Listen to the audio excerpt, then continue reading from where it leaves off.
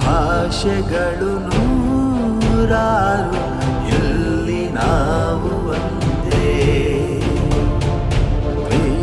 ಕ್ಲೇಶಗಳ ದೂರ ಮಾಡಿ ಬನ್ನಿ ಎಲ್ಲ ಮುಂದೆ. ಭಾರತ ಮಾತೆ ನಿನಗೆ ವಂದನೆ, ಭೂಮಿಯಲ್ಲಿರುವ ಸ್ವರ್ಗ ನೀನೆ. ನಮ್ಮಯ ಜನುಮ ನಿನಗೆ ಅರ್ಪಣೆ, ಗಡಿಯನ್ನು ದಾಟಿ ಕೂಗಿ ಹೇಳು ಹೆಮ್ಮೆಯಲಿ. ಭಾರತ ಭಾರತ ಭಾರತ ಭಾರತ. ಪರಮ ಪೂಜ್ಯ ಡಾಕ್ಟರ್ ಜಿ ಅವರ ರಾಷ್ಟ್ರ ನಿರ್ಮಾಣ ಕಾರ್ಯಕ್ರಮಕ್ಕೆ ಶುಭ ಕೋರುವವರು Sandhya Shettigar, Andaman.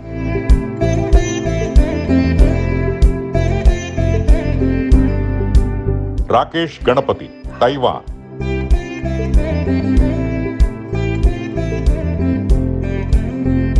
Harish Pai, Dubai.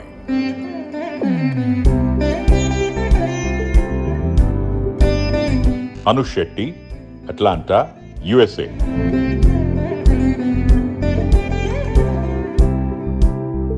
MJ Raghavendra, Singapore.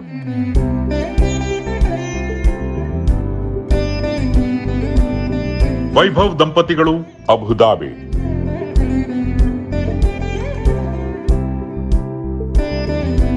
GM Siddalingappa ಮತ್ತು ಕುಟುಂಬದವರು, ಚಿತ್ರದುರ್ಗ. ಅನಿತಾ ನಂಜಪ್ಪ ದಂಪತಿಗಳು, ಬೆಂಗಳೂರು.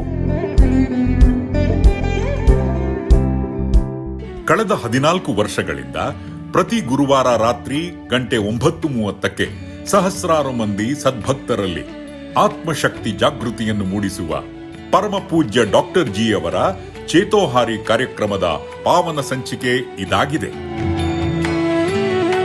ಈ ಜಗತ್ತಿಂದು ಕೇವಲ ಮಾಯಾಲೋಕದಲ್ಲೇ ವಿಹರಿಸುತ್ತಿದೆ. ಆಧುನಿಕರಂತೂ ಸರ್ವದಾ ನಾನು, ನನ್ನದು, ನನ್ನಿಂದ, ನನ್ನಿಂದಲೇ, ನನ್ನಿಂದಾಗಿಯೇ, ನಮಗೆಲ್ಲರಿಗಾಗಿಯೇ, ನಮ್ಮಿಂದಲೇ ಎಂಬಿ ಗರಿಬಿರಿದ ಅಹಂಕಾರ, ಮಮಕಾರಗಳ ಸ್ವಾರ್ಥತೆ, ಸ್ಥೈರತೆ, ಸಂಕುಚಿತತೆಗಳಿಂದಲೇ ಜಗದಗಲ ಯಥಾರ್ಥವಾಗಿ ಮೋಜಿನಿಂದಲೇ ಮೆರೆದಾಡುತ್ತಿದ್ದಾರೆ. ಪ್ರತಿ ಮಾನವನಲ್ಲಿ 90%ಕ್ಕಿಂತ ಜಾಸ್ತಿ ಜೈವಿಕ ಕ್ರಿಯೆಗಳ ರೂವಾರಿಯಾದ ದೇಹಕ್ಕೆ ವರ್ಚಸ್ಸಿನ ರುಮಾಲಾದ ದೇವರು, ಪ್ರಾಣಶಕ್ತಿ ಇಂದು ಭಯಂಕರ, ಯಾರ್ಯಾರಿಗೂ ಬೇಡದವನು ಎಂದಾಗಿ ಅನುದಿನದ ಅಲರ್ಜಿಯೇ ಆಗಿರುವುದು ನಿಜಕ್ಕೂ ವಿಚಿತ್ರವಾದರೂ ಸತ್ಯವಾಗಿದೆ.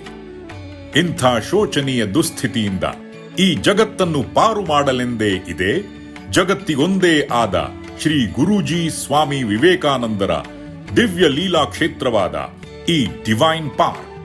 ಇದಂತೂ ಜಗತ್ತಿಗೊಂದೇ ಆದ ಸ್ಪಿರಿಚುವಲ್ ಲ್ಯಾಬೋರೇಟರಿಯೇ ಆಗಿದೆ.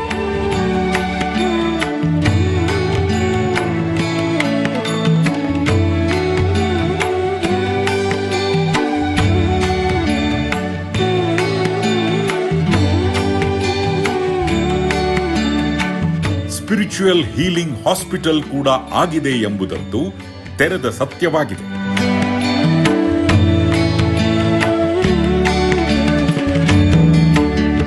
ಕಳೆದ 40 ವರ್ಷಗಳಿಂದ ಕೋಟಿಗಟ್ಟಲೆ ಸದ್ಭಕ್ತರನ್ನು ನಿರ್ಮಿಸಿದ ವಿಶೇಷ ಕೀರ್ತಿಗೆ ಪಾತ್ರವಾದ ಈ ಡಿವೈನ್ ಪಾರ್ಕ್ ಎಂಬುದಂತೂ ಡೈನಮಿಕ್ ಸ್ಪಿರಿಚುಯಾಲಿಟಿಯ ನಿತ್ಯ ಸತ್ಯವಾಗಿದೆ. ಅಷ್ಟೇಕೆ ಸಾರ್ಥಕ ಸಾಧನಾ ಗರಡಿಯೇ ಆಗಿದೆ. ವೃತ್ತಿಯಲ್ಲಿ ಆಲೋಪತಿ ವೈದ್ಯರಾದ ಪೂಜ್ಯ doctor G BSc, MBBS, FAGE ಇಲ್ಲಿನ ಆಡಳಿತ ನಿರ್ದೇಶಕರಾಗಿದ್ದರೂ ಪ್ರವೃತ್ತಿಯಲ್ಲಿ ಅತ್ಯಪರೂಪದ ದೈವ ಸಾಕ್ಷಾತ್ಕಾರ ಪಡೆದು ಭಗವದಾನಂದ ಲೋಕದಲ್ಲೇ ಸದಾ ವಿಹರಿಸುವ ಅತ್ಯಪರೂಪದ ಆಧುನಿಕ ಸಂತ ಶ್ರೇಷ್ಠರೆಂಬುದು ವಿಚಿತ್ರವಾದರೂ ನಿಜವಾಗಿದೆ. ಜಗದಗಲ ಸಾಮಾನ್ಯ ಮಾನವರಾಗಿ ಇಲ್ಲಿಗೆ ಬಂದು ಕ್ರಮಬದ್ಧ ಸಾಧಕರಾದವರೆಲ್ಲರೂ ನಿಜಕ್ಕೂ ಚೈತನ್ಯಶೀಲ ಮಾಧವರೇ ಆಗಿದ್ದಾರೆ. ಕೋಟಿಗಟ್ಟಲೆ ನರರೆಲ್ಲರೂ ವ್ಯಕ್ತಿತ್ವ ವಿಕಸನಗೊಂಡು ಯಥಾರ್ಥ ಹರರೇ ಆಗಿದ್ದಾರೆ. ದೇವರು ದೇಗುಲಗಳಲ್ಲೆಲ್ಲ ಕೇವಲ ಇನರ್ಟ್ ಜಡಮೂರುತಿಯಂತೂ ಅಲ್ಲವೇ ಅಲ್ಲ. ನಿಜಕ್ಕೂ ಆತನಂತೂ ಸರ್ವದಾ ಆಲ್ ಅಲರ್ಟ್, ಚಿನ್ಮಯಿ, ಸರ್ವಶಕ್ತನೇ ಹೌದು ಎಂಬುದನ್ನು ಕಳೆದ 40 ವರ್ಷಗಳಿಂದಲೂ ಸಾಕ್ಷಾತ್ತಾಗಿ ಅನುಭವಿಸಿ ಪ್ರತಿ ಕ್ಷಣವೂ ಬಗೆ ಬಗೆಯಲ್ಲಿ ಭಗವದಾನಂದ ಲೋಕದಲ್ಲೇ ವಿಹರಿಸುವ ಪೂಜ್ಯ ಡಾಕ್ಟರ್ ಜಿ ಕ್ಷಣ ಕ್ಷಣವೂ ದೇವರೆಲ್ಲರ ಮಧುರವಾಣಿಯ ದಿವ್ಯಾನಂದವನ್ನಾಲಿಸುತ್ತಲೇ ದೇವರೆಲ್ಲರ ಸಾಕ್ಷಾತ್ ದರ್ಶನವಾದ ಭವ್ಯಾನಂದದ ಸೌಭಾಗ್ಯದಿಂದಲೇ ನಲಿದಾಡುವ ಸಂತ ಶ್ರೇಷ್ಠರೇ ಆಗಿರುವುದಂತೂ ಜಗದಗಲ ತಿಳಿಯದ ಪರಮ ಸತ್ಯವೇ ಆಗಿದೆ. ಈ ಡಿವೈನ್ ಪಾರ್ಕ್ನ ಸಕ್ರಿಯ ಶಾಖೆಗಳಾಗಿ 100 ವಿವೇಕ ಜಾಗೃತ ಬಳಗಗಳು ಡಿವೈನ್ ಸ್ಪಾರ್ಕ್ಸ್ ಜಗದಗಲ ಕಂಗೊಳಿಸಿ ವ್ಯಕ್ತಿತ್ವ ನಿರ್ಮಾಣ, ವ್ಯಕ್ತಿತ್ವ ವಿಕಸನ, ಆತ್ಮೋದ್ಧಾರ ಹಾಗೂ ಲೋಕೋದ್ಧಾರಗಳ ಪವಿತ್ರ ಕೈಂಕರ್ಯವನ್ನೇ ನಗು, ನಯ, ನಲಿವಿನಿಂದಲೇ ಹಲವಾರು ವರ್ಷಗಳಿಂದಲೂ ಮಾಡುತ್ತಲೇ ಬಂದಿದೆ. ಇಂಥ ಬೆಳವಣಿಗೆಯಂತೂ ನಿಜಕ್ಕೂ ಕಣ್ಣು ಕುಕ್ಕುವಂತೆಯೇ ಇದೆ. ಪ್ರತಿ ಗುರುವಾರದ ಶ್ರೀ ಶಂಕರ ವಾಹಿನಿಯ ಮೂಲಕ ಪೂಜ್ಯ ಡಾಕ್ಟರ್ ಜಿ ಅವರು ಡೈನಮಿಕ್ ಸ್ಪಿರಿಚುಯಾಲಿಟಿಯ ಬಹುಮುಖಗಳ ಬಗ್ಗೆ ಭಕ್ತರೆಲ್ಲರ ಮನೆ ಹಾಗೂ ಮನಗಳಲ್ಲಿ ಅದ್ಭುತವಾಗಿ ವಿಹರಿಸುತ್ತಲೇ ಬಂದು ಜಗತ್ತಿನಲ್ಲಿ ನವ ಆಧ್ಯಾತ್ಮಿಕ ವಿಶಿಷ್ಟ ಕ್ರಾಂತಿಯನ್ನೇ ಮಾಡುತ್ತಲೇ ಬಂದಿದ್ದಾರೆ. ಪ್ರತಿ ಬಾರಿ 25ರ ಸಂಚಿಕೆಗಳ ಅವಧಿಯಲ್ಲಿ ಗಣ್ಯ ಮಹನೀಯರ ವಿಶೇಷ ಸಂದರ್ಶನದ ಸೌಭಾಗ್ಯದೊಂದಿಗೆ ನಾವಂತೂ ಈ ನೂತನ ಆಧ್ಯಾತ್ಮಿಕ ಕ್ರಾಂತಿಯನ್ನು ಮುನ್ನಡೆಸುತ್ತಲೇ ಬಂದಿದ್ದೇವೆ.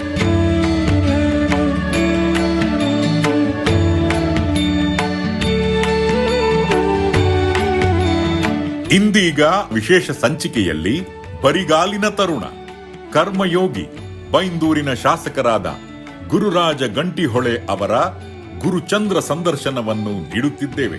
ಅದಂತೂ ಸದಾ ಮೈ ನವಿರೇಳಿಸುವಂಥದ್ದೇ ಆಗಿದೆ. ಆಧುನಿಕ ಜನಮನದ ನಾನಾ ವಿಧದ ಪ್ರಶ್ನೆಗಳನ್ನೆಲ್ಲ ಕೇಳಿ ರೋಚಕ ರಮಣೀಯ ಉತ್ತರಗಳನ್ನೆಲ್ಲ ಹೊಮ್ಮಿಸಿದ್ದಂತೂ ಅತಿ ವಿಸ್ಮಯಕರವೇ ಆಗಿದೆ. ಆಲಿಸಿ, ಆನಂದಿಸಿ. ನಿಷ್ಠ ಸದ್ಭಕ್ತರಾದ ನಿಮ್ಮೆಲ್ಲರಲ್ಲೂ ಅನನ್ಯ ಇಷ್ಟಪ್ರೇಮ ಹಾಗೂ ಗುರುಭಕ್ತಿಗಳಂತೂ ಸರ್ವದಾ ಸಂವರ್ಧನೆಗೊಂಡು ನಿಮ್ಮೊಳಗೆ ಅನನ್ಯ ಕಾರ್ಯದಕ್ಷತೆ, ಕರ್ತವ್ಯಶೀಲತೆ, ಶಿಸ್ತು, ಸಂಯಮಗಳೆಲ್ಲವೂ ಅಕ್ಷಯವಾಗಿ ಮೂಡಿಬಂದು ನಿಮ್ಮೆಲ್ಲರ ಜೀವನವಂತೂ ನಿತ್ಯ ನೂತನವೂ ಸತ್ಯ ಪಾವನವೂ ಆಗಿ ನಿಮ್ಮ ಬಾಳೆಲ್ಲ ಬೆಳಕಾಗಿ ಬದುಕೆಲ್ಲ ಬಂಗಾರವಾಗಿ ಜೀವನವಂತೂ ಜೇನಾಗಲೇಬೇಕೆಂದು ಹಾರೈಸುವೆವು. ಗುರುಗಳೇ ನಮಸ್ತೆ. ನಮಸ್ತೆ. ಸಂಘಟನೆಯಲ್ಲಿ ಶಿಥಿಲತೆ ಅಂತ ಒಂದು ಶಬ್ದ ಇದೆ. ಈಗ ಇಲ್ಲಿ ವಿವೇಕ ಸಂಪದ ಅಥವಾ ವಿವೇಕ ಪ್ರಭಾ ನಮ್ದೇನೇನಿದೆ ಚಟುವಟಿಕೆ ಅಭಿವೃದ್ಧಿಯಲ್ಲಿ ಶಿಥಿಲತೆ ಬಂದೇ ಬರುತ್ತೆ. ಅದಕ್ಕೆ ನಾವು ರಿಪೇರ್ ಆ್ಯಂಡ್ ಪ್ರಿಪೇರ್ ಅಷ್ಟೇ. ಇಷ್ಟು 130ಕ್ಕೂ ಹೆಚ್ಚು ಘಟಕ ನಮ್ಮ ದೇಶ ಅಲ್ಲದೆ ಹೊರಗಡೆ ಸಹಿತ ಒಂದು ಎಷ್ಟು ಘಟಕ ಇದೆ ಅಂತ ನಾನು ಕೇಳಿದ್ದೇನೆ. ಒಂದು ಆಲೋಚನೆ ಮಾಡಿಟ್ಟಿದ್ದೀರಿ, ಒಂದು ಈ ರೀತಿ ನಡೀತಾ ಇದೆ. ಇಲ್ಲೇ ಒಂದು ಕಡೆ ಶಿಥಿಲತೆ ಬರುವುದು ಸಹಜ. ಹೇಳಿದಾಗೆ ಹೀಗಿದೆ. ನೀವು ಹೇಳಿದ್ದು ಪ್ರಿಪೇರ್ ಆ್ಯಂಡ್ ರಿಪೇರ್ ಅಂತ ಹೇಳಿದ್ರಿ. ನನಗೆ ನನ್ನ ಬದುಕಿನಲ್ಲಿ ನನಗೆ ಈ ಚಿಂತನೆಗಳು ದೊಡ್ಡದಾದ್ರಿಂದ ನಾನು ನನ್ನ ಚಿಂತನೆಗಳನ್ನು ಆಗಾಗ ಪ್ರಶ್ನೆ ಮಾಡ್ಕೊಳ್ಳೋದ್ರಿಂದ ನಿಮ್ಮೆದುರಿಗೂ ನನ್ನ ಪ್ರಶ್ನೆ ವಾಪಸ್ ಇಟ್ಕೊಳ್ಳೋದು ಹೀಗೆ. ನಮ್ಮ ಸಂಘಟನೆ ನಾನೇನು ಹೇಳಿದೆ, ಸಂಘ ಪರಿವಾರ 100 ವರ್ಷಕ್ಕೆ ಹತ್ತಿರ ಬಂತು. ಇವತ್ತಿಗೂ ಆ ಸಂಘಟನೆ ಒಡೆದು ಹೋಗಲಿಲ್ಲ. ಒಂದು ಜನ್ರೇಷನಿಗೆ ಮುಗಿಲಿಲ್ಲ, ಕೆಲವು ಜನ್ರೇಷನ್ ಆಯಿತು. ಇವತ್ತು ಅದು ಬಲಿಷ್ಠವಾಗಿದೆ ಮತ್ತು ಚೆನ್ನಾಗಿದೆ. ಇನ್ನೂ ದೇಶದ ಭವಿಷ್ಯ ದೃಷ್ಟಿಯಿಂದ ಬೇಕು ಅನ್ನುವಂಥ ಒಂದು ಮನಸ್ಥಿತಿ ಇದೆ. ಆ ಸಂಘಟನೆಯಲ್ಲಿ ಶಿಥಿಲತೆ ಅದಕ್ಕೆ ಬರಲೇ ಇಲ್ವೋ ಅಥವಾ ನೀವು ಹೇಳಿದ ಪ್ರಿಪೇರ್ ಆ್ಯಂಡ್ ರಿಪೇರ್ ಮಾಡ್ಕೊಳ್ತಿದೆಯೋ? ಇಷ್ಟು ದೊಡ್ಡದು ಇನ್ನೂ ಒಂದೇ ಸಂಘಟನೆ ಆಗಿದೆಯಲ್ಲ, ಅದು ತುಂಡು ತುಂಡಾಗಿ 4 ಆಯಿತು 5 ಆಯಿತು ಅಂತ ಆಗಲಿಲ್ಲಲ್ಲ, ಅದಕ್ಕೆ ನಿಮ್ಮ ಅಭಿಪ್ರಾಯ ಗುರುಗಳೇ? ಆಗಲಿಲ್ಲ. ಯಾಕಂದರೆ ಅದು ಮನಸ್ಸಿನಲ್ಲಿ ದೃಢಭಾವವನ್ನು ಗಟ್ಟಿಯಾಗಿ ನೆಚ್ಚಿಕೊಂಡ್ರು. ಎಷ್ಟೆಂಥ ದೊಡ್ಡ ದೊಡ್ಡವರು ಇದರಲ್ಲಿ ಬೇವರನ್ನು ರಕ್ತವಾಗಿ ಸುರಿಸಿದ್ದಾರೆ. ಅಂಥ ಒಂದು ಆದರ್ಶ ಗುಣದಲ್ಲಿ ನಾನು ಕೂಡ ಒಂದಾಗಬೇಕು. ಬಂದಿರುತ್ತೆ, ಕನಸಾಗಿ ಬಂದಿರುತ್ತೆ, ನನಸಾಗಿ ಅದು ಚಿಗುರುವುದಿಲ್ಲ. ಇನ್ನೇನು ಮಳಿತದೆ ಅನ್ನುವಾಗ ಅದನ್ನು ಅವರೇ ಸ್ವಂತ ನಿರ್ಧಾರದ ಮೂಲಕ ವಿವೇಕ ವೈರಾಗ್ಯ ಚತುರ್ಥಿ ಮೂಲಕ ಅದನ್ನು ಚೂಟುಕೊಂಡದಕ್ಕೆ ಸಂಘ ಅತ್ಯಂತ ಬಲಿಷ್ಠವಾಗಿದೆ, ಉದಾತ್ತವಾಗಿದೆ, ಉದಾರವಾಗಿದೆ. ಅದೆಲ್ಲ ನಾವು ಕೂಡ ಮಾಡಬೇಕು. ಯಾಕಂದರೆ ಓಡಾಡುವ ಮೋಟ್ರ್ನಲ್ಲಿ ನಾನಾ ರೀತಿಯಲ್ಲಿ ತೊಂದರೆಗಳು ಬಂದೇ ಬರುತ್ತೆ. ಇದ್ರ ಓಡಾಟ ನಿಲ್ಲಿಸೋದಲ್ಲ. ಅದು ಆ ರಿಪೇರ್ ಆ್ಯಂಡ್ ಪ್ರಿಪೇರ್ ಸದ್ದಿಲ್ಲದೆ ಸೇಲಿಯಂಟಾಗಿ ಆಗುವಂತೆ ಮಾಡ್ಕೋಬೇಕು. ಅದಕ್ಕೆ ನಮ್ಮ ಬುದ್ಧಿವಂತಿಕೆ ಬೇಕೇ ಬೇಕು, ಸಮಯ ಪ್ರಜ್ಞೆ ಬೇಕು, ಪ್ರಸಂಗಾವಧಾನತೆ ಬೇಕು. ಇದೆಲ್ಲ ಇದ್ದದರಿಂದ ಅದು ಬಲಿಷ್ಠವಾಗಿ ಬೆಳಗಿತು. ಯಾವ ಸಂಸ್ಥೆ ಆ ಗುರಿ ಬಹಳ ಉದಾತ್ತವಾಗಿರುತ್ತೋ ಅಲ್ಲಿ ಸಂಸ್ಥೆಯ ಪ್ರತಿಯೊಬ್ಬನೂ ಕೂಡ ತನ್ನ ವಿಮರ್ಶೆ ಮಾಡಿ ಬಾಯಿ ತೆರೆಯುವ ಮೊದಲು ಯೋಚನೆ ಮಾಡ್ತಾನೆ. ಸೊ 100 ಸಲ ಯೋಚನೆ ಮಾಡಿ ಇದನ್ನು ಹೇಳಬೇಕಾ ಬೇಡವಾ, ಹಾಗಾದರೆ ಹೇಳದೇ ಇದ್ದರೂ ಕೂಡ ಉತ್ತರ ದೊರಕೀತು ಎಂಬ ಸ್ವಂತ ಆತ್ಮಶಕ್ತಿ ಜಾಗೃತಿಯೊಂದಿಗೆ ಅಥವಾ ಈ ರಿಪೇರ್ಸ್ ಆ್ಯಂಡ್ ಪ್ರಿಪೇರ್ಸ್. ಹಾಗಾಗಿ ಸಂಘ ಪರಿವಾರ ಉಳಿತು. ನಮ್ಮ ಡಿವೈನ್ ಪಾರ್ಕ್ ಉಳಿಲಿಕ್ಕೂ ಕೂಡ ಮಾತು ಮೌನವಾಗಬೇಕು, ಮೌನಕ್ರಾಂತಿ ಆಗಬೇಕು. ಮೌನವೇ ಧ್ಯಾನ, ಧ್ಯಾನವೇ ಗಾನ, ಗಾನವೇ ಲೀನ. ಹಾಗಾದಾಗ ಮಾತ್ರ ಅದ್ಭುತ ಪರಿಣಾಮ ಆಗುತ್ತದೆ. ಅಂತಃಶಕ್ತಿಯ ಮೂಲಕ ಆತ್ಮಾವಲೋಕನ ಮಾಡಿಕೊಳ್ಳಿಕ್ಕೆ ನಾವು ಮುಂದಾಗಬೇಕು ಹೊರತು ಆಡಿ ಪೋಕಾಗೋದಕ್ಕಿಂತ ಆಡದಿ ಮೂಕಾಗೋದೇ ಒಳ್ಳೆಯದು. ನಾನು ಹಿಂದೆ ರಾಜಕೀಯದಲ್ಲಿರಲಿಲ್ಲ, ಸಂಘಟನೆಗಳಲ್ಲಿದ್ದೆ. ನಾವು ಯಾವುದೇ ಸಾಮಾಜಿಕ ಕಾರ್ಯ ಮಾಡಿದರೂ ನೀವು ಅದನ್ನು ಸಂಘಟನೆ ಲಾಭಕ್ಕೋಸ್ಕರ ಮಾಡ್ತೀರಿ ಅಂದರೆ ಅವರು ನಮ್ಮನ್ನು ಒಂದು ಮಾರ್ಕೆಟಿಗೆ ಕಂಪೇರ್ ಮಾಡಿ ನಮ್ಮ ಮಾರ್ಕೆಟ್ ಡೆವಲಪ್ ಮಾಡ್ತಿದ್ದೇವೆ ಅಂತ ಹೇಳುವಂಥ ಕೊಡ್ತಾರೆ. ಇದು ಹಿಂದೆ. ಈಗ ರಾಜಕೀಯ ಚಟುವಟಿಕೆಯಲ್ಲಿದ್ದೇನೆ, ಸಮಾಜದಲ್ಲಿದ್ದೇನೆ. ಈಗ ನಾವು ಯಾವುದೇ ಸಾಮಾಜಿಕ ಕಾರ್ಯ ಮಾಡಿದರೂ ಪುನಃ ಅದೇ ಮಾರ್ಕೆಟಿಂಗ್ ಶಬ್ದದಲ್ಲಿ ನೀವು ನಿಮ್ಮ ರಾಜಕೀಯ ಓಟಿಗೋಸ್ಕರ ಅಥವಾ ನಿಮ್ಮ ಮಾರ್ಕೆಟಿಗೋಸ್ಕರ ಮಾಡ್ತೀರಿ ಅಂತ ಕಂಪೇರ್ ಮಾಡಿ ಬಿಡ್ತಾರೆ. ನೀವು ಹೇಳಿದಾಗ ಅದು ಅವರ ಎದುರಿನ ಅವರ ಸಾಮರ್ಥ್ಯ. ಅದು ಪುನಃ ಯಾರಾದರೂ ಬಂದು ನಿಮಗೆ ಡಾಕ್ಟ್ರೇ ನೀವೆಲ್ಲವೂ ಮಾಡೋದು ಇದು ನಿಮ್ಮ ಮಾರ್ಕೆಟಿಗೋಸ್ಕರ, ಈ ಕೆಲಸವನ್ನು ನಾನು ಇಷ್ಟೇ ಅಳತೆ ಅಂತ ಅಂದ್ಕೊಳ್ಳೋದು, ನೀವು ನಿಮ್ಮ ಲಾಭಕ್ಕೆ ಮಾಡ್ತೀರಿ ಅನ್ನುವಂಥ ಮಾರಲ್ ಕುಸಿಯುವಂಥ ಪ್ರಶ್ನೆ ಕೇಳಿದರೆ ಆಗ ಏನು ಉತ್ತರ ಕೊಡ್ತೀರಿ? ನಾನು ಡೈರೆಕ್ಟಾಗಿ ಪ್ರತಿ ಕ್ಷಣವೂ ಗುರುಜಿ ಹತ್ರ ಮಾತು ಕೇಳ್ತೇನೆ. ಕೇಳೋದು ಆಸ್ಕ್ ಟಾಕ್ ಕ್ಯಾನ್ ಟೇಕ್ ಅಂತಾರೆ. ಅವ್ರ ಹತ್ರ ಕೇಳೋದು, ಅವ್ರ ಉತ್ತರ ಕೊಡೋದು, ತಕ್ಷಣವೇ ಕೊಡ್ತಾರೆ. ಕಳೆದ 50 ವರ್ಷದಿಂದ ಭಗವಂತನ ವಾಣಿಯನ್ನು ಕೇಳ್ತಾ ಇದ್ದೇನೆ, ದಿವ್ಯ ದರ್ಶನ ಭಾಗ್ಯವನ್ನು ಉಣ್ತಾ ಇದ್ದೇನೆ. ಪ್ರತಿ ಕ್ಷಣವೂ ದೇವರ ಅಭಿಪ್ರಾಯವನ್ನು ಕೇಳಿ ನನ್ನ ದಿನಚರಿಯಲ್ಲಿ ಮುಂದಾಗ್ತೇನೆ. ತಪ್ಪಾಗೋಕ್ಕೆ ಸಾಧ್ಯವೇ ಇಲ್ಲ. It is the final. ಯಾವಾಗ ಥರ್ಡ್ ಎಂಪೈರು ಹೇಳಿದ ಮೇಲೆ ಇನ್ನೊಬ್ಬರು ಕ್ವಶನ್ ಮಾಡ್ತಾರಾ? ಬಾಯಿ ಮುಚ್ಕೊಂಡು ಅಭಯ ಮಾಡ್ತಾರೆ. ಭಗವಂತನೇ ಸರ್ವಶಕ್ತ, ಸರ್ವಜ್ಞ, ಸರ್ವಾಂತರ್ಯಾಮಿ ಅಂತ ಅಥಾರಿಟೇಟಿವ್. ನನ್ನ ಮಗು ಹೀಗೆ ಮಾಡು, ನನ್ನ ಮಗು ಒಳಗೆ ಹೊರಗೆ ನಾನಿದ್ದೇನೆ, ನನ್ನ ಮಗು ಇಹಪರಕ್ಕೂ ಇದು ಸುಸಂಧಿ, ಇದು ಸುರಕ್ಷಿತವಾದ ದಾರಿ ಅಂತ ಅವರು ಕಳೆದ 50 ವರ್ಷದಿಂದ ಹೇಳುವಾಗ ನನಗೆ ನಿಶ್ಚಿಂತತೆ, ನಿರ್ಭಯತೆ, ನಿರ್ಲಿಪ್ತತೆ, ನಿರಾಡಂಬರತೆ, ಇದು ನೆಮ್ಮದಿ. ಆ ನೆಮ್ಮದಿಯನ್ನು ಅವರು ಅಕ್ಷಯವಾಗಿ ಕೊಟ್ಟಿದ್ದಾರೆ. ಹಾಗಾಗಿ ಕೋಟಿ ಪಾಲು ನಾನು ಅವರಿಗೆ ಶರಣಾಗತನಾಗಿದ್ದೇನೆ. ಮತ್ತು ಇದಕ್ಕೆಲ್ಲ ಆನೆ ಹೋಗುವಾಗ ನಾಯಿಗೆ ಹೋಗಿದರೆ ಆನೆ ತಿರುಗುವುದೇ ಇಲ್ಲ. ಆ ಉದಾಹರಣೆ ನನಗೆ ಹೇಳ್ತಾರೆ. ನೀನು ನಡೀತಾ ಹೋಗು, ಜನ ಏನೇ ಹೇಳಿ ಅದಕ್ಕೆ ಒಂದು ಚೂರು ಗಮನ ಕೊಡಬೇಡ. ಮಗು ನೀನು ನನ್ನವನು, ನಿನ್ನ ಉದ್ಧಾರವೇ ನನಗೆ ಮಹಾ ಸೌಭಾಗ್ಯ ಅಂತಾರೆ. ಯಾರು ಹೇಳಿದ್ದಾರೆ? ಒಬ್ಬ ಭಗವಂತ ಈ ಥರ ಭಕ್ತನನ್ನು ಪೋಷಿಸುವ, ಪ್ರೇರಿಸುವ ಇಲ್ಲವೇ ಇಲ್ಲ. ಅದೇ ಡಿವೈನ್ ಸ್ಪಾರ್ಕಿನ ಮಹಿಮೆ.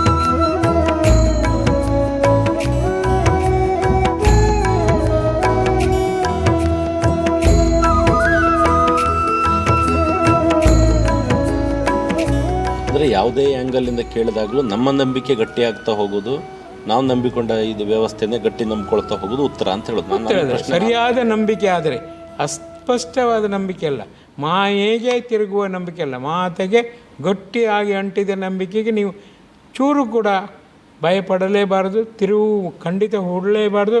ಅದು ಶಾವಿಗೆ ಒರಳಿನಲ್ಲಿ ಒಂದು ತಲೆಗೂದಲಿದ್ದಂಗೆ. ಎಷ್ಟೇ ನೀವು ಒತ್ತಿ ಹಿಟ್ಟು ಕೆಳಗೆ ಹೋಗೋದಿಲ್ಲ, ಆ ತಲೆಗೂದಲು ತೆಗಿಬೇಕು. ಜನರಿಗೆ ನೀವು ಇಂಥ ನಾನ್ಸೆನ್ಸಿಗೆ ಸೆನ್ಸಿಬಲ್ಲಾಗಿ ಒಂದು ನಿಮಿಷವೂ ಕೂಡ, ಒಂದು ಕ್ಷಣವೂ ಕೂಡ ಕೊಡಬಾರ್ದು. ಓಡ್ತಾನೇ ಇರಬೇಕು. ಯಾವಾಗ ಶ್ರೇಷ್ಠ ದಾರಿಯಲ್ಲಿ ನೀವು ಉತ್ಕೃಷ್ಟ ರೀತಿಯಲ್ಲಿ ಮುನ್ನಡೆಯಬೇಕು. ಮೊದಲು ಯಾರು ಟೀಕೆ ಮಾಡ್ತಾರೋ ಅವರು ನಿಧಾನವಾಗಿ ಪ್ರಶ್ನಿಸುತ್ತಾರೆ, ಪ್ರಶ್ನಿಸಿ ಪುನಃ ನಿಮ್ಮನ್ನು ನೋಡುತ್ತಾರೆ. 1000 ದೃಷ್ಟಿಯಿಂದ 1000 ಜನರೊಂದಿಗೆ ಬಂದು ನೋಡುತ್ತಾರೆ. ಆಮೇಲೆ ನಿಮ್ಮವರಾಗುತ್ತಾರೆ. ಅವರೇ ಕೈ ಹಾಕಿ ನಿಮ್ಮ ಜೊತೆ ಅವರ ವ್ಯವಹಾರದಲ್ಲಿ ಮುನ್ನಡೆಯುವಂತೆ ಶಕ್ತಿ ಕೊಡುತ್ತಾರೆ. ಇದು ಸತ್ಯ. ಜೀವಿತಕಾಲದಲ್ಲಿ ಸ್ವಾಮಿ ವಿವೇಕಾನಂದ ಹೇಳಿದೆ, criticism is a must for your progress. ಆಮೇಲೆ ಅವರು again they question, again they stop and think and think and think, again they mix with you, nothing to worry, I am here ಅಂದಿದ್ರು. ಇದೆಲ್ಲ ಇದ್ದದ್ದೇ ಮರ್ರಿ, ಅಭಿವೃದ್ಧಿಯ ಕಾಲದಲ್ಲಿ ಇದ್ದದ್ದೇ. ನೀರನ್ನು ಒಂದು ಪಾತ್ರಕ್ಕೆ ಹಾಕುವಾಗ ಶಬ್ದ ಆಗದೆ ಹಾಕಬೇಕಂದ್ರೆ ಆಗತ್ತಾ? ಶಬ್ದ ಆಗಲೇಬೇಕು. ವೆಂಕಟಜಿ, ಈಗ ಒಟ್ಟು ಎಷ್ಟು ವರ್ಷದಿಂದ ನೀವು ಈ ಆಂದೋಲನದಲ್ಲಿದ್ದೀರಿ? 20 ವರ್ಷದಿಂದ. ಮತ್ತು ಯಾವಾಗ ಅದರ ಅಭಿವೃದ್ಧಿ ಹೆಚ್ಚು ರೇಷಿಯೋ ಅಂತ ಅನ್ನಿಸ್ತು? ಈಗ 10 ವರ್ಷದಿಂದ ಕಮ್ಮಿ ಅಂತ ಅನ್ನಿಸ್ತು? ಈಗ 10 ವರ್ಷದಿಂದ ಅಭಿವೃದ್ಧಿ ಜಾಸ್ತಿ ಆಗ್ತಿದೆ. ಆರಂಭದಲ್ಲಿ ಒಂದು 8-10 ವರ್ಷ ಸ್ಲೋ, ಆಮೇಲೆ ಒಂದು 8-10 ವರ್ಷ ಸ್ಟಡಿ, ಈಗ ಫಾಸ್ಟ್ ಅಪ್ರೋಚ್.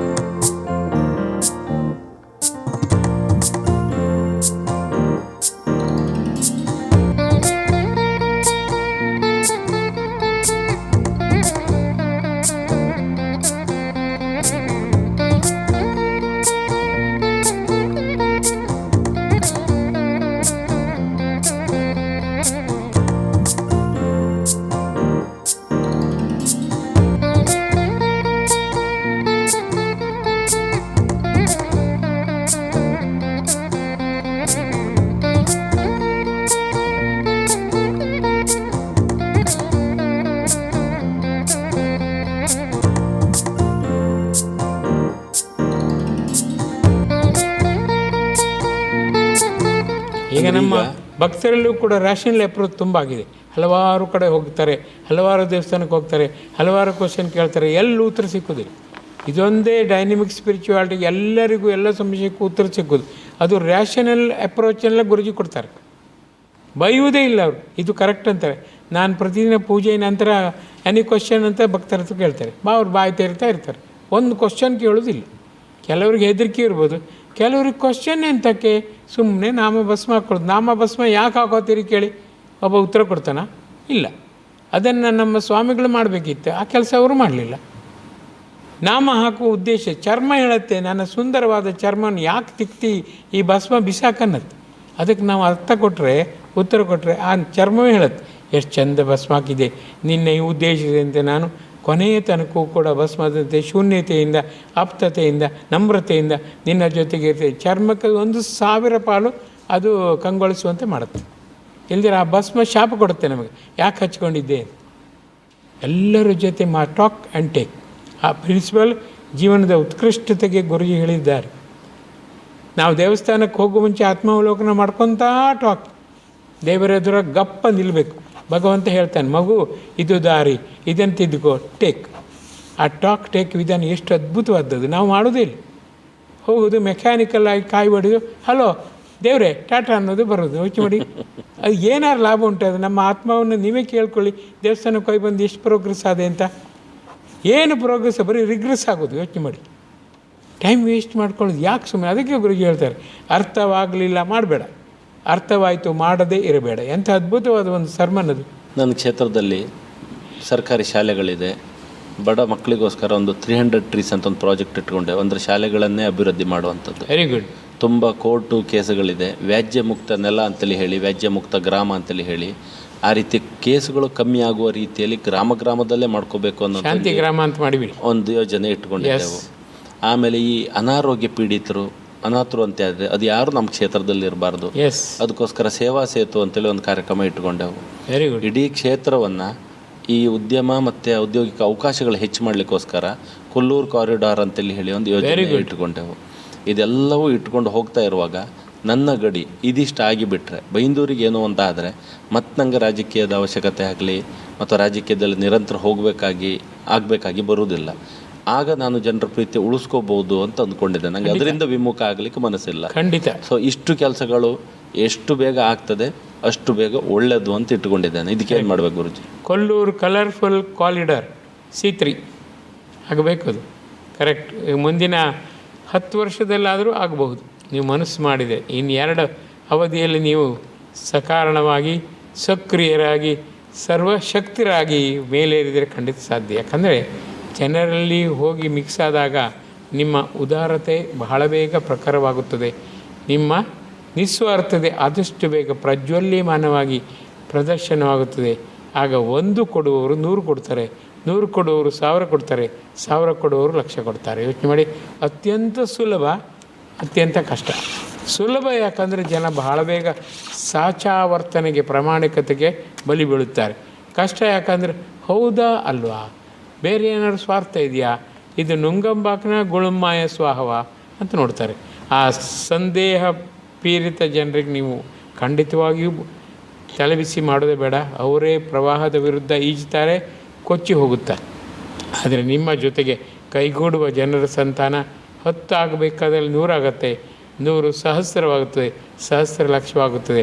ನಿಮ್ಮ ಈ ಯೋಜನೆ ಆದಷ್ಟು ಬೇಗ ಆಗಬೇಕು.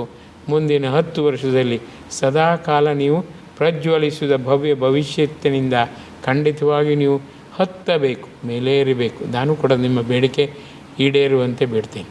ಅದು ಏನೇ ಆಗಲಿ, ಆದರೆ ಇಂಥ ಈಡೇರಿಕೆಯ ಮೊಳಕೆಯೇ ಖಂಡಿತವಾಗಿಯೂ ಕೆಲವೊಮ್ಮೆ ನಮಗೆ ಊಹನಾತೀತ. ಆದರೆ ಇಂಥ ಊಹೆ ನಿಮ್ಮದು ಸಾಚಾವಾಗಬೇಕು. ಭರವಸೆಯ ಬುತ್ತಿಯೊಂದಿಗೆ ನೀವು ಖಂಡಿತ ಜಗತ್ತಿಗೊಬ್ಬರೇ ಆಗಬೇಕು. ಕಣ್ಣೀರಿನ ಕೋಡಿ ಹರಿಸಿ ಹತ್ರ ಮಾತ್ರ ಭಗವಂತ ಕೃಪರಿಸ್ತಾನೆ. ಅದು ತಾಯಿ ಮೂಕಾಂಬಿಕೆ ಕಣ್ಣೀರು ಬಿದ್ದರೆ ಸಾಕು ಕೊಡಿ ಬರ್ತಾಳೆ. 1 ಹನಿ ಕಣ್ಣೀರು ಬೀಳಬೇಕಂತಿಲ್ಲ, ಕಣ್ಣಿನಲ್ಲಿ ಕಣ್ಣು ತುಂಬಿ ನೀವು ಹೋದ್ರೆ ಸಾಕು, ಮಗು ಮುದು ಚಿನ್ನ ಕಂದ ಅಂತಾಳೆ. ಎಂಥ ಅದ್ಭುತ ತಾಯಿ ಗೊತ್ತಾ. ಐಕಲಿ ಕಲ್ಮಶನಾಶಿನಿ ಕಾಮಿನಿ ವೈದಿಕ ರೂಪಿಣಿ ವೇದಮಯೇ ಕ್ಷೀರಸಮುದ್ಭವ ಮಂಗಳ ರೂಪಿಣಿ ಮಂತ್ರ ನಿವಾಸಿನಿ ಮಂತ್ರನುತೆ. ಆ ತಾಯಿಯನ್ನೇ ನೀವು ಖಂಡಿತವಾಗಿ ನೆಚ್ಚಿದ ಮೇಲೆ ಆಕೆ ಕೈ ಬಿಡುವುದಿಲ್ಲ. ಪರಸ್ಪರವಾಗಿ ಮುಖಾಮುಖಿಯಾಗಿ ಹಗಲಲ್ದಿದ್ದರೂ ರಾತ್ರಿ ಬಂದು ಮಾತಾಡ್ತಾಳೆ. ಮಗು ಮುದು ಹೇಗಿರುವಿ ಕಂದ ಚಿನ್ನ. ಇದನ್ನೆಲ್ಲ ಸಾಚವಾಗಿ ನೀವು ನಿಜವಾಗಿಯೂ ಅನುಭವಿಸಿದರೆ ಗುಟ್ಟು ಮಾಡಬೇಡಿ. ಒಂದಿನ ನಂಗೆ ಫೋನ್ ಮಾಡಿ ಆದರೂ ಹೇಳಿ, ಆಗ ನನ್ನ ಬೇಡಿಕೆ ಇನ್ನಷ್ಟು ತೀವ್ರ ಮಾಡಲಿಕ್ಕೆ ಸುಲಭ ಆಗುತ್ತೆ. ಮೋದಿಜಿ ಅಂತ ಮೋದಿಜಿಯನ್ನು ಒಂದು ಗ್ಯಾರಂಟಿ ಅನ್ನುವಂಥ ಗ್ಯಾರಂಟಿ, ಸ್ವಾರ್ಥಗಳು ಅಥವಾ ವ್ಯವಸ್ಥೆ, ಲಾಭ ಅನ್ನುವಂಥದ್ದು ಅವರನ್ನು ಕಟ್ಟಹಾಕಿ ಅವರೇನು ಆಡಳಿತಕ್ಕೆ ಇಲ್ಲ ಅನ್ನುವಂಥ ಒಂದು ದಿನ ಬಂತು. ಪರಿಸ್ಥಿತಿ ಅಂತೂ ಬಂದುಬಿಟ್ಟಿತ್ತು ಅಂತ ಅಂದ್ಕೊಂಡೆ ಒಂದಿನ. ಹೌದು. ಏನು ಹೇಳ್ತೀರಿ ನೀವು ಅದರ ಬಗ್ಗೆ? ಎಂಥ ದುಸ್ಥಿತಿ ಇವಾಗ ಅವರ ವಿಲ್ ಪವರಿಂದಾಗಿ ಮಾತ್ರ ಅವ್ರು ಗೆದ್ದರು. ಆ ರೀತಿ ಕನ್ಯಾಕುಮಾರಿಗೆ ಹೋಗಿ ಅವರು ಬೇಡುವಾಗ ಎಂಥ ಗಡ್ಸಿರ್ಬೋದು.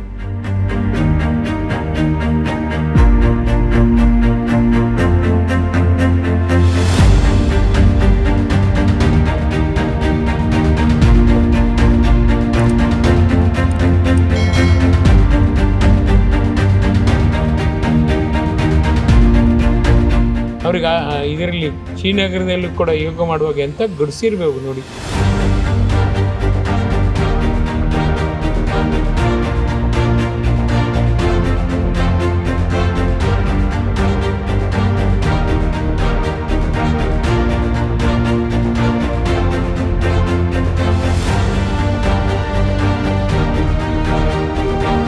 ಇಚ್ಛಾಶಕ್ತಿ, ಕ್ರಿಯಾಶಕ್ತಿ, ಜ್ಞಾನಶಕ್ತಿ, ಅದ್ಭುತ, ಟಾಪ್ ಮೋಸ್ಟ್, ಸುಪ್ರೀಂ ಆ ವ್ಯಕ್ತಿ. ಅಂಥ ವ್ಯಕ್ತಿ ಇನ್ನು ಯಾವ ಕಾಲಕ್ಕೆ ಬರ್ತಾರೋ ಗೊತ್ತಿಲ್ಲ. ಇವರು 100 ಕಾಲ ಬದುಕಬೇಕಂತ ನಾನು ದಿನಾಲು ಸಾಷ್ಟಾಂಗ ನಮಸ್ಕಾರದೊಂದಿಗೆ ಕಣ್ಣೀರಿನ ಕೋಡಿಯೊಂದಿಗೆ ಬಿಡ್ತಾ ಇದ್ದೇನೆ. ಜಗತ್ತು ಏನೇ ಹೇಳಿ, ಬಟ್ ಅವರ ಗಟ್ಸಿಗೆ ಹ್ಯಾಟ್ಸ್ ಆಫ್, ಬೇರೆ ಏನು ಮಾತೇ ಇಲ್ಲ.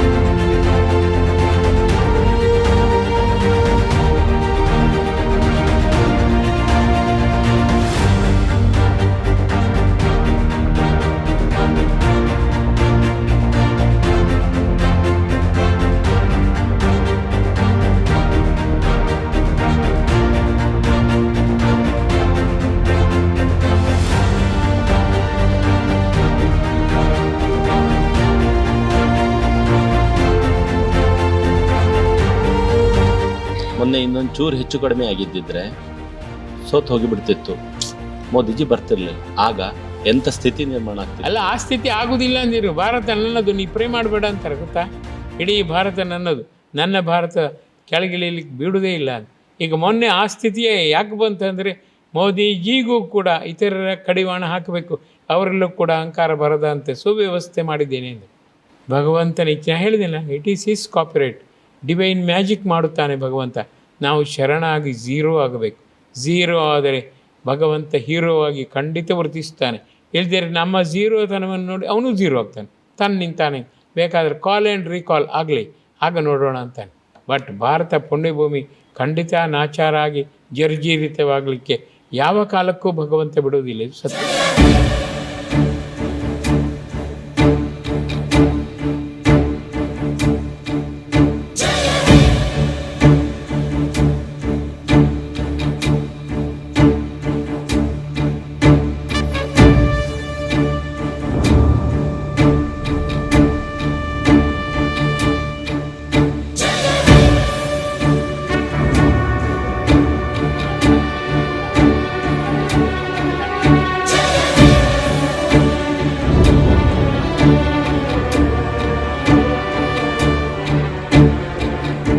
ನಾನು ಮುಗಿಸ್ತಾ ಇದ್ದೇನೆ ಗುರುಜಿ. ಅದ್ರ ಜೊತೆಗೆ ಮಾತಾಡ್ತಾ ನೀವು ಧ್ಯಾನದ ಮೂಡಿಗೆ ಹೋಗ್ತಾ ಇರೋದು, ನೀವು ಶುದ್ಧ ಮನಸ್ಸಿನಿಂದ ಪ್ರಾರ್ಥಿಸೋದು, ಇದೆಲ್ಲ ಕಾಣ್ತಾ ಇದೆ. ನನಗೂ ಸಹಿತ ಇದೆಲ್ಲ ಮುಗಿದ್ರೆ ಒಂದು 10 ನಿಮಿಷ ಶಾಂತವಾಗಿ ಧ್ಯಾನ ಮಾಡಬೇಕು ಅಂತೇಳಿ ಹೇಳಿ ಸಹಿತ ಅನ್ನಿಸುವಂಥದ್ದು ಇದೆ.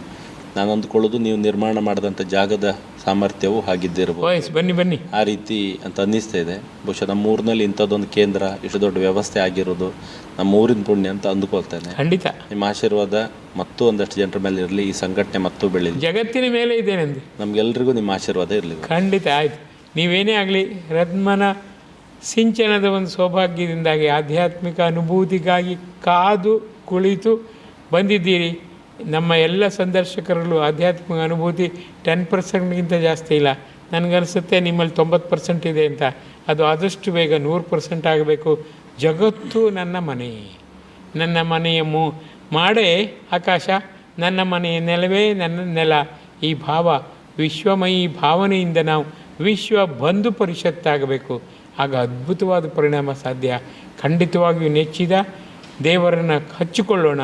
ಖಂಡಿತವಾಗಿಯೂ ಕಣ್ಣೀರಿನ ವ್ಯವಸ್ಥೆಯಿಂದ ಸದಾಕಾಲ ಮಾತನಾಡಿಸೋಣ. ಅದ್ಭುತವಾದ ಪ್ರಗತಿ ಪ್ರತಿದಿನ ಖಂಡಿತವಾಗಿಯೂ ಮನುಷ್ಯನಾದ ಮಾನವನಿಗೆ ಖಂಡಿತವಾಗಿಯೂ ಸಾಧ್ಯ. ನೀವು ಶಾಸಕರಾಗಿದ್ದೀರಿ. ಈ ಧಾರ್ಮಿಕ ಭಾವನೆಗೆ ಪ್ರಾಕ್ಟಿಕಲ್ ಇತಿಮಿತಿಯನ್ನು ನೀವು ಖಂಡಿತವಾಗಿಯೂ ಕೊಟ್ಟುಕೊಂಡು ನಮ್ಮ ಮನುಷ್ಯ ಯಥಾರ್ಥವಾಗಿ ದೇವಮಾನವ ಆಗಬೇಕು. ಆ ರೀತಿಯಲ್ಲಿ ಸಂಕುಚಿತ ಸ್ವಾರ್ಥತೆಗೆ ಮಟ್ಟ ಹಾಕಬೇಕು. ಖಂಡಿತವಾಗಿಯೂ ಸುಸಂಸ್ಕೃತರಾಗಿ ವಿಶಾಲ ದೃಷ್ಟಿಯಿಂದ ವಿಶಾಲ ಮನಸ್ಸಿನಿಂದ ಜಗತ್ತಿನ ಉದ್ಧಾರಕ್ಕಾಗಿ ನಾವು ತನುಮನ ಧನದೊಂದಿಗೆ ಖಂಡಿತವಾಗಿ ಮುಂದಾಗಬೇಕು. ನಮ್ಮ ಜೊತೆ ನೀವು ಕೈಗೂಡುತ್ತೀರಿ ಎಂದು ತಿಳಿದಾಗ ನನಗೆ ತುಂಬ ಸಂತೋಷ ಆಯಿತು. ನಿಮ್ಮ ಅಮೂಲ್ಯ ಸಮಯವನ್ನು ಖಂಡಿತವಾಗಿ ವಿನಿಯೋಗಿಸಿ ಬಂದಿದ್ದೀರಿ. ಕೋಟಿ ಕೋಟಿ ನಮನಗಳು. ನಮಸ್ಕಾರ.